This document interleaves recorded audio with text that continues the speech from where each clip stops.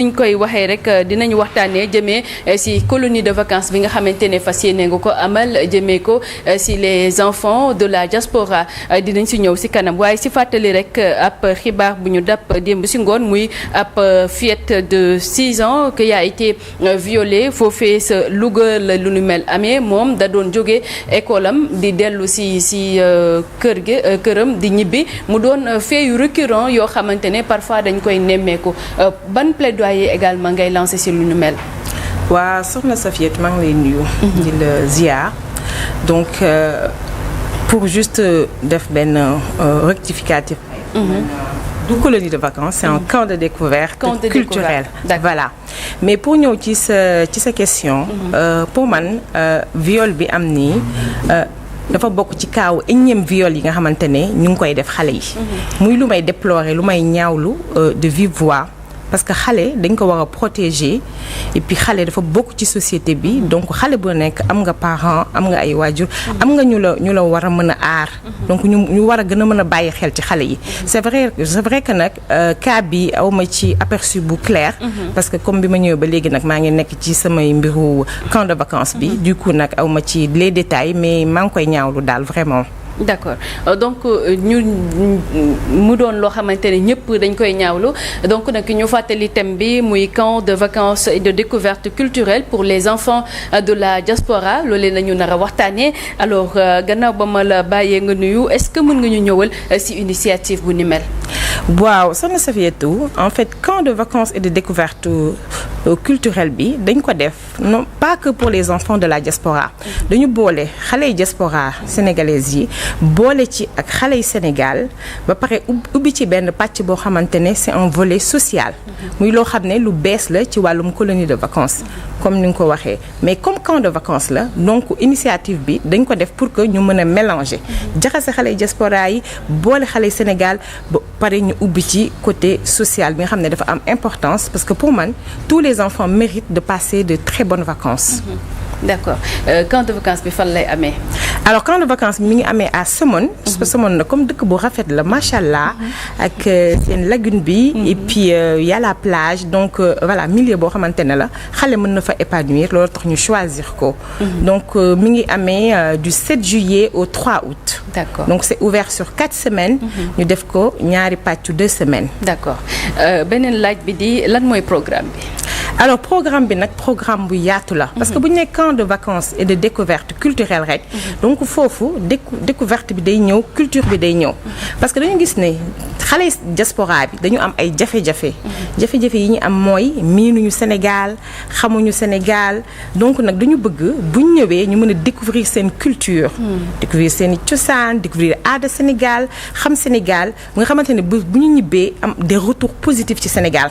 parce que des fois aussi ci famille yi mën nañ leen teg rek xam nga ñu nekk en famille mais ñun en tant qu'adulte nag loolu dérangé wuñu ñun les mamans de la diaspora mais c'est que ñoom tamit dañu am seen ay habitudes yoo xamante ne moom lañ xaw a gën a tàmm di def donc ñu choisir leen des moments à eux te bu ñu leen boolee ak ay xale waa Sénégal donc loolu dafay créer ouverture ci waa xale Sénégal ñoom ñu mën a découvrir aussi mën a def échange surtout au niveau des langues des jeux et cetera surtout nag bu ñu ci boolee le volet culturel nag su ko defee mélange bi nag day gën a baax parce que ci camp bi dañ ciy prôner des valeurs yi nga xam ne c'est le partage l'inclusion la solidarité et l'entraide muy lu am solo ci ay xale. sànq yaa ngi naan ne ñoom li nga xamante ne moom lañ tàmm def maanaam xale yi nga xam ne dañoo nekk bitim réew dañ ko tàmm def genre ñoom lan la ñuy def le plus souvent. alors dañu gis ne actuellement dañu xaw a nekk un peu esclave des nouvelles technologies. muy les écrans muy loo xam ne parents yëpp nag. dañ ci am ay jafe-jafe parce que mbirum écran dafa sonal parents yi ba pare baaxul ci xale léegi xale yi bu ñu leen occupé jox leen des activités ludiques créatives dinañ am yeneeni xalaat dinañ occupé wu sur d'autres choses parce que les journées yi ñuy offrir ci camp bi ils auront même pas le temps de s'ennuyer tellement ils vont apprendre des choses ils vont découvrir ba bu ñu ñibbee seen kër yi dina leen amal njëriñ duñu am sax temps wu écran maanaam daal. D'accord allez-y. Oui, en tout cas de toute façon loolu maa ngi koy rafetlu bu baax di invité ñëpp aussi ñu rejoindre ko te dañ cee war a jàpp parce que boo xoolee mélange bi ak ñun des fois nit ki day am envie génne changer air wala changer un peu d'idée opportunité boobu surtout Somone mu nekk coin bu cool foo xamante ne boo fa demee rek da ngay xam ne fi nga nekk nii c'est différent aux autres endroits touristiques donc xale bu fa demee échanger dina ko mun a may benn opportunité boo xamante ne bu ñëwaatee day xam ne demoon na benn environnement bu bokkut ak bi mu nekk aussi li mu fa jàng day dugg carrément ci bopp bi donc c'est des choses à appuyer franchement man rafetlu naa ko trop. Là c'est le blowman qui parle. Alors lan yan kàddu nga si yëkkati. Alors en tout cas appréciation bi am na solo. parce que boo xoolee programme bi c'est un programme tellement riche. c'est pour ça que man turu colonie de vacances bi moom c'est pas du tout adapté. donc bu ñu waxee camp de vacances découverte culturelle. donc dañu am 4 thèmes yoo xam ne moom la ñuy développer ci camp bi. muy le volet environnement. bi nga xamante ne ñu ngi ci nekk en collaboration avec la mairie de Somone ak service environnemental. léegi nag aussi dañuy def ay reboisement ci palétuvier bi. def aussi nettoyage muy loo xamante ne volet civisme bi dafay dugg volet civisme à travers le patriotisme dafay dugg ci volet environnement bi parce que xale yi dañuy def nettoyage de la plage de la lagune muy aussi benn acte citoyen boo xamante ne dañ ko bëgg inculquer xale yi. pas que xale yi du Sénégal yi aussi ay xale diaspora bi aussi ñu xam les valeurs du Sénégal civisme bi nga xamante ne ñoom xale yi diaspora bi je peux dire am nañ ko ba pare parce que yooyu dañ koy jàngale ci école yi. donc ñoom bu ñu jëlee valeurs yi nga xam ne am nañ ko fële des valeurs positives yi nga xam ne am nañ ko fële. ñëw andi ko fii boole ko valeurs culturelles du Sénégal yi. donc su ko defee en fait on va prendre la crème de la crème en fait. xale yooyu déjà dinañ mën a andi ci seen biir. dafa am aussi volet art et culture bi nga xam ne dafa am solo. parce que ci biir camp bi dina am ay intervenants des professionnels yoo xamante ni dañ ñëw defal xale yi des ateliers. ñu accompagner ko toujours par des sorties volet bu ci nekk rek dina am activité manuelle ludique créative yu ñuy def ñu accompagner ko aussi avec des sorties pour conclure parce que xale bi volet bu ci nekk rek war na ci mën a am un point de départ def activités yi ñëw un point d'arrivée parce que bu ci nekk rek dafa am objectif. donc art et culture environnement ba pare civisme. après nag ñu doog a dugg nag ci bi nga xamante ne aussi mooy entraide de partage. donc si je comprends bien ça veut dire que vacances d'études la quoi comme ni ñuy waxee voyage d'études comme vacances d'études moo gën a méngoog lii bi quoi en fait. voilà effectivement c'est des vacances yoo xamante ne ça va être riche. très riche en découverte. parce que pour man ñu dénk la sa doom rek.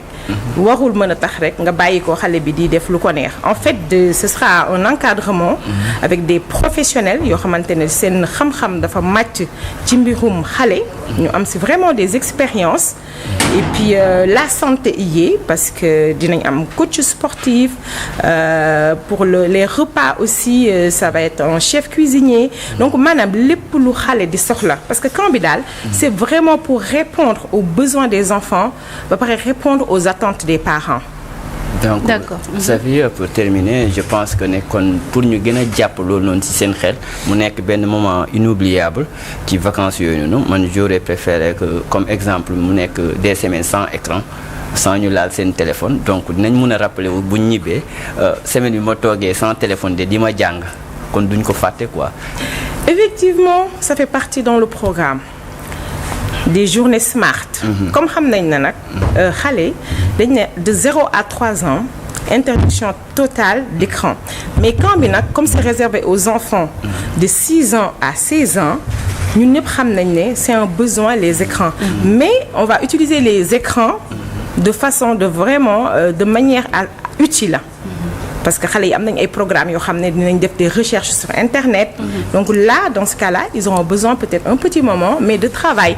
duñ leen bàyyi rek pas que pour s'amuser wu sur ces écrans yi mais ce sera vraiment utilisé à bon escient. D'accord. donc mais ce sera des moments bien encadrés bien limités dans le temps aussi. mais li mu wax c'est important parce que xale tamit bu tàmmee leen ni doo ñëw rek mu am benn cassure bi noonu est-ce que tamit du doon benn sevrage brutal mais jox leen tamit ak benn heure bi est-ce que du tamit joindre l'utile à l'agréable mais man fi may ñëw mooy développement personnel bi ma gis ne inclure ngeen ko ci mu mel ni xale tamit dafay soxla développement personnel dès le bas âge mu xam man may kan ak fan laay teg sama tànk. effectivement soxna Safiatou muy lu am solo. sama benn moniteur bi sax déjà moom dafa spécialisé en développement personnel. Et en plus de lui il y a un coach spécialisé en développement personnel boo xamante ne dina ñëw aussi defar leen des stages mais au quotidien. Par exemple le système suisse et le système français en fait dañuy booy liggéey ay xale dañ leen di bàyyi ñuy jël seen kàddu di wax seen soxla di wax seen ay xalaat léegi tous les jours ci camp bi dañuy organiser des réunions quotidiennes yoo xamante ne ce sera des rondes tour de rôle xale bu ci nekk di nga wax sa xalaat wax sa objectif de la journée et puis le soir aussi ñu defaat beneen réunion loolu day mën a permettre xale bi tàmm di exprimer wu di wax xalaatam ci mbooloo ak tamit loolu dafay stimuler la confiance en soi et puis le leadership aussi daf siy baax quoi parce que tamit camp bi aussi objectif yi mooy former des futurs ñoo xamante ne dañuy pare maanaam daal des générations yoo xamante ne en fait dinañ xam seen bopp dëggal seen bopp et puis mën a évoluer tranquillement parce que même ci volet bi nga xamante ne aussi volet civisme bi dinañ dem def ay visites au niveau de l'Assemblée ou primature ou le palais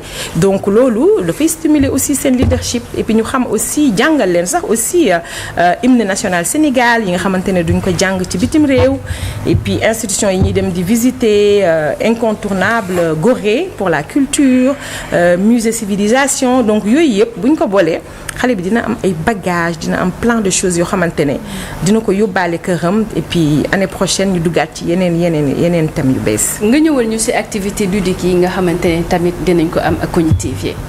alors déjà ci activité ludique yi déjà il y a la piscine.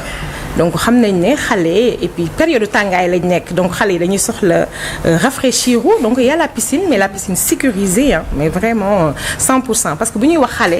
mënuñu wax mënuñu wax xale. téye xale toppatoo xale te waxuñu sécurité. parce que la sécurité mooy la première inquiétude des parents. donc ci côté sécurité boobu nag jël nañ ci suñuy matuwaay ba mu mat sëkk donc am nañ 3 maîtres nageurs yoo xamante ne dinañ assurer les cours de piscine et assurer aussi jeu bi nga xamante ne dinañ ko organiser ci piscine yi. toujours dans le cadre bien-être santé aussi am nañ aussi un coach sportif boo xam ne dina ñëw defal ñu sport au quotidien et il y a la religion aussi. dafa bokk ci camp bi parce que mënuñu wax un camp sans pour autant parler de religion. que ce soit la religion musulmane comme la religion chrétienne aussi comme ça foofu égalité dafay am te dañ koy prôner aussi ci camp bi. d'accord mais nu mu tuddati dañuy wax que ni jàng mais au moins dina am divertissement quand même. mais bien sûr donc bu ñu nee camp de vacances vacances déjà ça rime avec repos divertissement. Vraiment. parce que xale yi jàng nañ toute l'année nag. seen cerveau yi donc ils ont vraiment besoin de s'aérer les cerveaux quoi. de les aérer vraiment. donc foofu dañuy fo il y a des jeux dinañ dem ay Sportland dinañ visiter parc Bandia. dinañ visiter Acro Baobab donc il y aura plein de jeux d'amusement mais toujours day rester aussi dans le thème. D'accord. Voilà. Maintenant bu fekkee ne dañuy ñëw ci voyage et histoire sànq je crois qu'on en a parlé mais atelier culturel yi nag lan lay doon. atelier culturel moom bu ñu ko waxee moom suñu xel ci cosaan rek la mën a dem moom ndax man doomu Lebu laa donc bu ñu nee cosaan moom daf may neex moom di xale yi ci seen bopp dinañ créer seeni ay tenues. dañuy def ay activités de perlage seen i caq yi ñuy def ñoo koy defaral seen bopp là am nañ benn surprise bu mag boo xamante ne parce que mënuñu wax lépp ci camp bi. di naan di duuf ci nag bi xajul ci cin bi. voilà y aura plein d'autres surprises aussi ay ateliers yoo xamante ne ay professionnels dinañ ñëw defal ko xale yi. et je pense que parents yi seront vraiment satisfaits parce que dañuy andi lu bees loo xam ne lu amul fenn daal. lu voilà. d'accord ban impact lay am ci xale yi mais aussi ci pays bi ci dëkk Sénégal. déjà ci xale yi. xale yi diaspora yi déjà loolu dina tax ñu découvrir Sénégal xam ko xam seen ay cosaan parce que tamit bu ñu nekkee ci diaspora on n'a pas trop le temps di imprégné wu parce que foofu beneen culture mooy dominer quasiment léegi loolu dina tax ñu xam seen dëkk xam Sénégal et puis loolu dafa baax ci xale parce que fierté lay doon ci ñoom su ko defee seen développement psychique et tout ça dina ci gën a mën a évoluer léegi xale Sénégal yi tamit ouverture lay daal di def ci ñoom parce que bu ñu boole xale Sénégal yi dina stimuler un peu seen langue dina stimuler seen ouverture ba pare dina créer des liens d'amitié lu am importance ci xale et puis bu ñu ci boolee le volet social qui est très très important dans ce projet-là loolu day tax xale mën a am yërmande surtout que nag en plus dafa am une liste boo xamante ne ce sera des enfants issus des orphelinats ñu am aussi on est en collaboration avec l'association AIDS je salue au passage monsieur Ba par sa générosité donc signé nañ benn convention avant-hier pour confirmer suñu relation suñu partenariat donc il y aura des enfants diabétiques dans ce camp de vacances c'est important léegi voilà comme ça xale yi tamit xam ne même des enfants malades tamit mën nañ ñëw ci camp bi voilà loolu esprit de solidarité bi aussi daf koy gën a stimuler et puis aussi voilà des enfants issus des orphelinats des enfants défavorisés et on a une attente aussi des enfants des pupilles de la nation en espérant que dinañ ci bokk aussi lan mooy défi des enfants de la diaspora alors les enfants de la diaspora moom dañu war a bokk Sénégal entièrement te comme dañ ci war a bokk nag mbir mi dañ koy tàmbali maintenant man nag je fais que peut-être compléter le travail des parents de la diaspora yi nga xamante ne ñu ngi koy def déjà parce que parents diaspora yi aussi ñu ngi def liggéey bu am solo donc liñ naan dolli cere yokku ñeex lay daal di doon damay compléter seen liggéey ñi ko jot a def ñu def ko ñi ko jotul a def aussi ñu mën leen accompagner rek ba seen doom yi mën a miin Sénégal xam Sénégal et puis fier ci Sénégal surtout stimuler la langue sénégalaise aussi muy wolof bi nga xamante ne aussi mooy langue de communication bi nga xam ne point boobu nga laal dafa am solo est-ce que ñoom bu ñu ñëwee ñu dugal leen camp de vacances et autres est-ce que dinañu mën a am occasion wala ci camp de vacances bi également dañ leen di jàngal lii di wolof effectivement déjà may nuyu ma sœur Raki Dafé les jouets de Alifa muy def lu am solo ci jouets africains surtout type sénégalais et tout mooy la créatrice des poupées africaines donc déjà on est en partenariat ou on va signer un partenariat avec moom avec sa petite sœur aussi Awa moo koy nuyu donc ñooñu aussi dañuy liggéey bu am solo ci fierté ci découverte et puis aussi ci jëmmal fait deru nit ku ñuul ak aussi di créer des choses yoo xam ne xale Sénégal yi xale Afrique ci boppam dañuy fier parce que maintenant c'est plus la poupée bi nga xamante ne dafa xees karaw bi gudd c'est la poupée africaine donc à travers ces jeux là dellu si jeu wu maam yi dellu si ñun foo temps xale ñun seen yaay yi li ñu daan fawee temps xale donc loolu dafay gën a tax xale bi xam les valeurs sénégalaises xam jouer yi nga xam ne yaayam daan na ko jouer et puis loolu dafay gën a baax ci construction xaleem muy estime de soi bi nga xamante ne c'est important pour son développement personnel. L'enfant chéri de Diofior alors Moussa Senghor professeur nga jàngalekat nga.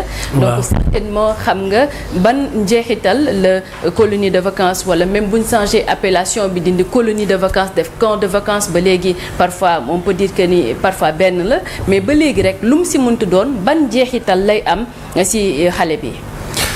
waaw colonie de vacances camp de vacances yooyu yëpp dafa am solo. parce que xale moom dañ ne da nga koy wutal programme sinon mu wutal boppam programme. donc déjà le fait de changer de cadre déplacer leen yóbbu leen feneen ñu gis leneen jàng leneen lu baax la ci xale. waaw am na solo trop. et puis dina participer ci forger seen personnalité. d'accord baax na trop mais aussi gis nga ci programme bi nga xamante ne tëral na ko bokk na ci également développement personnel yow ngay jàngal ay xale wala ngay jàngale wala sax nga nekkoon classe parfois des fois am na ñoo xam ne dañuy bëgg wax dara mais duñ ñemee yëkkati de peur que ñu yuuxu leen wala ñu kii mais développement personnel boobee lan lay ban jeexital lay am ci xale bi.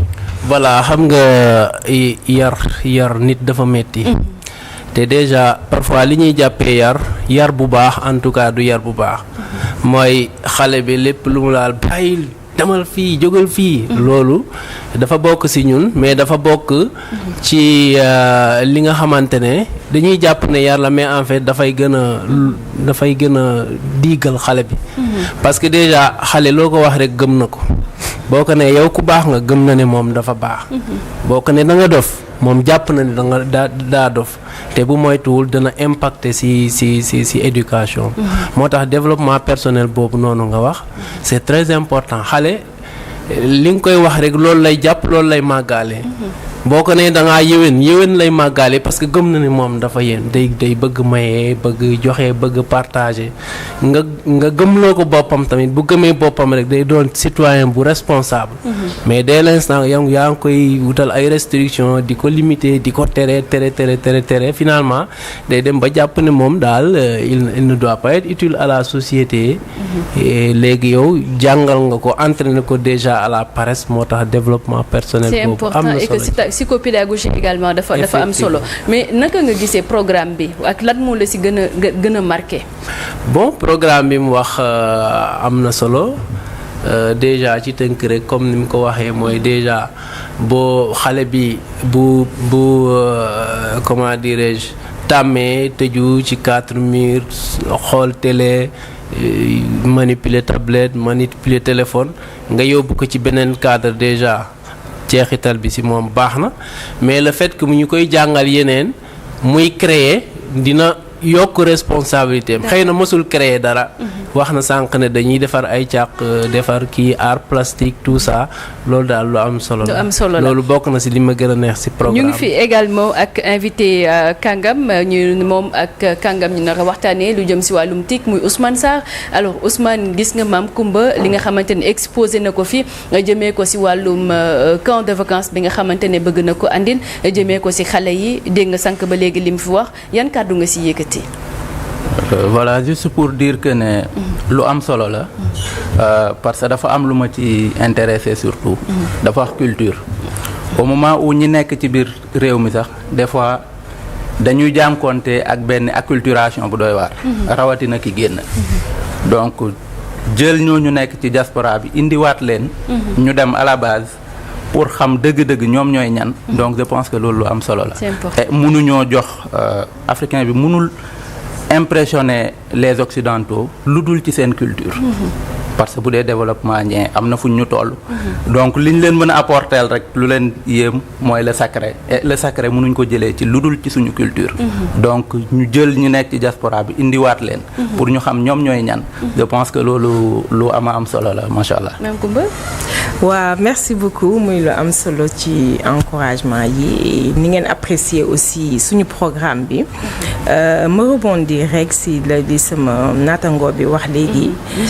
voilà monsieur Senghor muy fi mi laal noonu parce que xale aussi comme ni nga wax xale dañ ko war a di féliciter. di ko encourager bu defee lu baax. mën a gëm boppam. voilà bu defee lu baax nga ne ko li nga def baax na même bu baaxul sax nga xool nooy détourner loolu moom la ñuy wax éducation positive muy lu am solo. da ngay contourner sax le mal à travers le bien. positif voilà. positive education loolu la ñuy wax mais aussi nga wax lu am solo aussi muy ci mbirum xale liggéeyam mooy fo c'est son travail en fait donc des fois dañuy topp naan xale bi de moom fo rek le jeu représente comment dirais-je pour l'enfant c'est symbolique ce que le travail représente pour l'adulte voilà yow ni nga jàppee sa liggéey fonk ko respecté ko voilà moom fa boobu muy foo dafa jàpp ne liggéey la lu sérieux la c'est sérieux c'est son boulot c'est son travail du coup dañu bàyyi xale yi ñuy fo parce que des fois nga dégg ñu ni moom def fo rek mais c'est à travers le jeu que l'enfant apprend ci fo bi la xale di jàngee lu bari donc ñu leen bàyyi ñuy fo parce que c'est la ñuy découvrir et cetera et cetera. d'accord léegi bu fekkee ne ñëw nañ ci attentes yi lan ngay xaar ci pouvoir public yi ak tamit ndax déjà am nga partenariat ak ñenn ñi. alors y a des partenaires yoo xamante ne ñu ngi ci yoon bi oui mais pour l'instant on a encore signé des conventions ou des promesses de conventions que ñoo xamante ne ci volet social la ñuy yëngatu maanaam ñooñu dañuy xaar dara ci camp bi.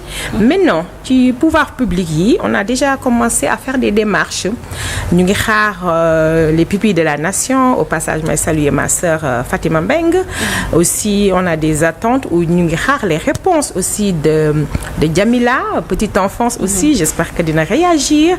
Et ñu ngi xaar aussi voilà réponse au gouvernement bi pour aussi ñu mën ñu jàppale mën ñu accompagner pour la ci réussite ci camp boobu donc y a des bonnes volontés aussi ñu ngi leen ciy woo parce que en fait volet social bi dañuy xaar qu'il y ait des gens qui parrainent donc man j'invite les bonnes volontés ñi nga xamante ne dañuy jëngu ci mbiru social ñu ñëw parrainer ce côté social bi nga xamante ne ça couvre les 50% du camp parce que c'est un nombre d'enfants limité et la moitié est réservée au volet social donc vraiment ñu ngi ubbi suñuy porte di leen faire un clin d'œil di leen inviter à ce que ñu mën a ñëw def des parrainages on a aussi Sénégal 221 dinañ signer bientôt une convention ak ñoom pour ñu jàppale ñu ci mbirum parrainage aussi en tout cas c'est important donc mais sànq wax nañ impact bi nga xamante ne dina ko andil xale bi mais ban impact également lay andil dëkk bi ci boppam.